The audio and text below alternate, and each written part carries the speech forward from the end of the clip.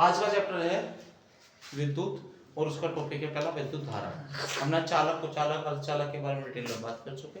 चालक जो होता है जिसमें विद्युत धारा आसानी से प्रवाहित हो जाए या आवेश आसानी से प्रवाहित हो जाए। कुछ चालक वे थे जिसमें आवेश प्रवाहित ना हो, और अर्धचालक टेम्परेचर के ऊपर डिपेंड करेगा या उसके जो इम्प्योरिटी मिलाई जाएगी सेमीकंडक्टर में तो उसमें विद्युत धारा प्रवाहित होने लगती है। पी टाइप एन टाइप बनते हैं। अब चलते हैं विद्युत धारा पे होते क्या है। देखो विद्युत धारा एक मान लिया कोई चालक है, ये कोई चालक है और इसमें क्या हो रहा है, आवेश प्रवाहित हो रहा है।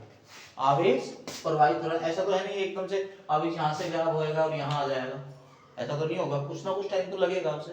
तो किसी चालक में एकांक समय में बहने वाले आवेश की मात्रा, किसी चालक में एकांक समय में बहने वाले आवेश की मात्रा क्या कहलाती है, विद्युत धारा कहलाती है।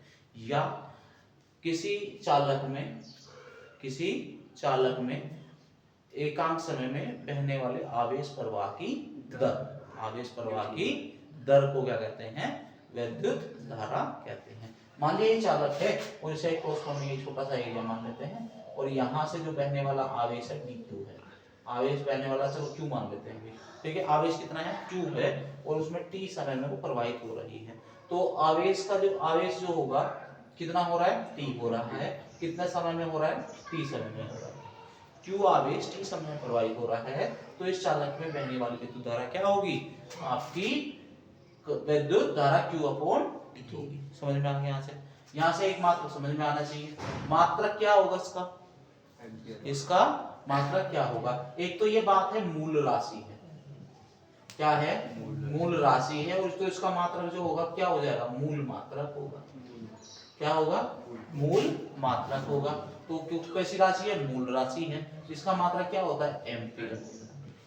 क्या होता है इसका मात्रक, एम्पियर होता है। ठीक है। माना कोई चालक जिसमें बहने वाले आवेश की मात्रा Q है और T समय में वो प्रवाहित हो रहा है तो उसमें बहने वाली धारा कितनी होगी, I बराबर Q अपॉन T होगी।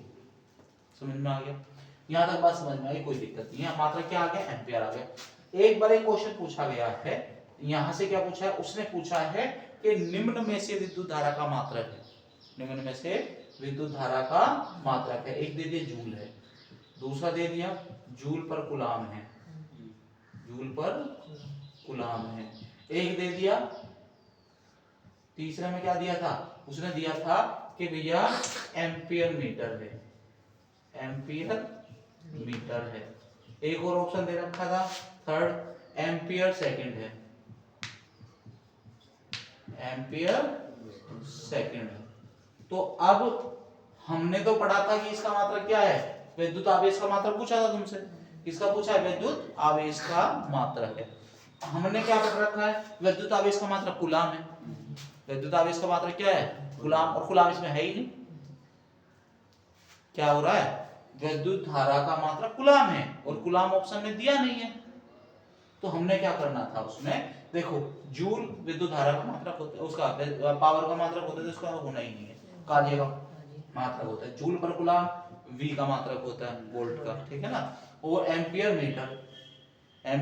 मीटर और एम्पियर सेकंड। अब देखते हैं, देखो हमें जाना था विद्युत धारा पे I पे। I बराबर क्या होता है, Q अपॉन T होता है।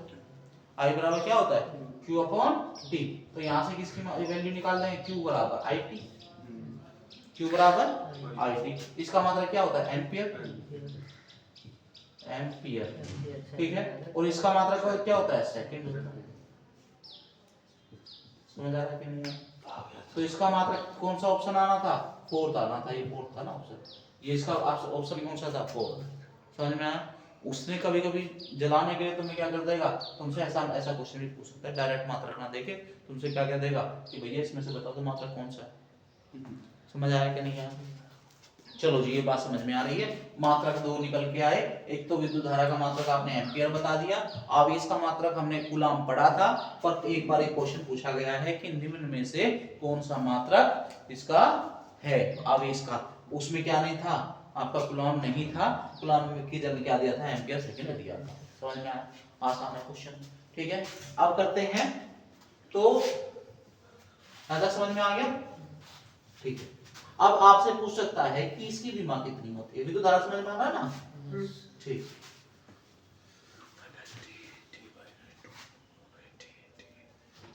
ठीक है, अब तुमसे क्या पूछ सकता है, क्वेश्चन और पूछ सकता है क्या, भैया विद्युत धारा है, चलो समझ में आ गया, आई बराबर क्या होता है, Q बाई टी।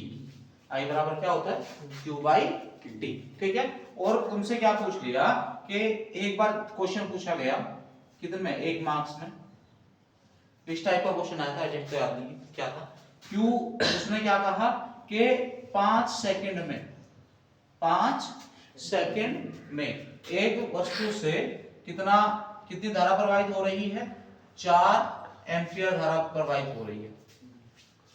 ठीक है, क्या कहा, एक चालक है जी जिसमें 5 सेकंड में 4 एम्पियर धारा प्रवाहित हो रही है, तो हमें ये बता दीजिए उसमें कितना आवेश प्रवाहित हुआ, उसमें आवेश कितना प्रवाहित हुआ।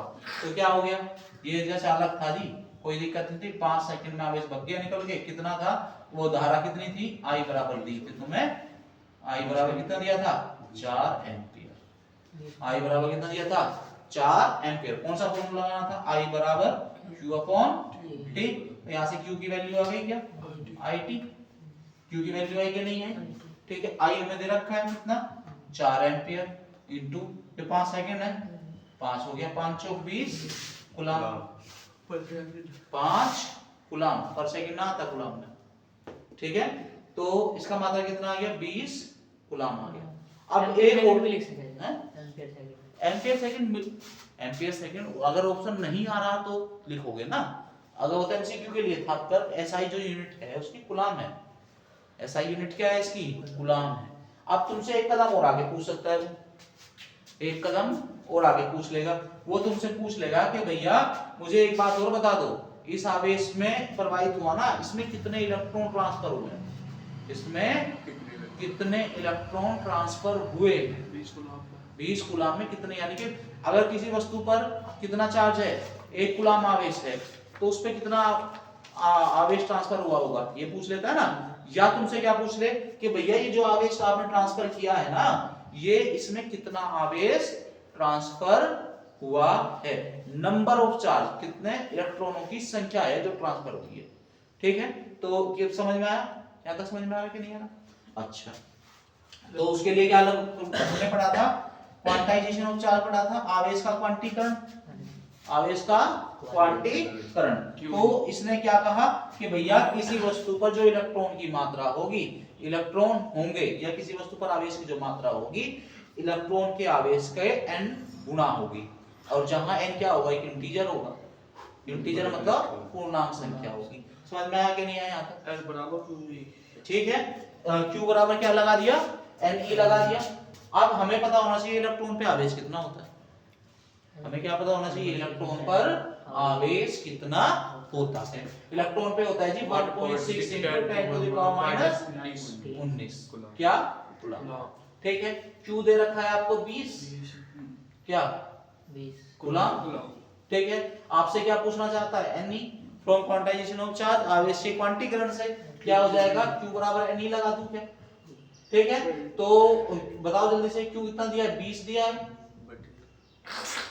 बराबर n तो हमें निकालना है, E 1.6 × 10⁻⁻19, तो कितना आ जाएगा, यहाँ से n बराबर आ गया 20/1.6 × 10⁻⁻19, ये चला गया ऊपर। ठीक है, तो ये आ गया आपका 20/1.6। एक काम करता हूँ, क्या इसको 1 0 लगा देता हूँ, दशमलव उठ जाएगा क्या।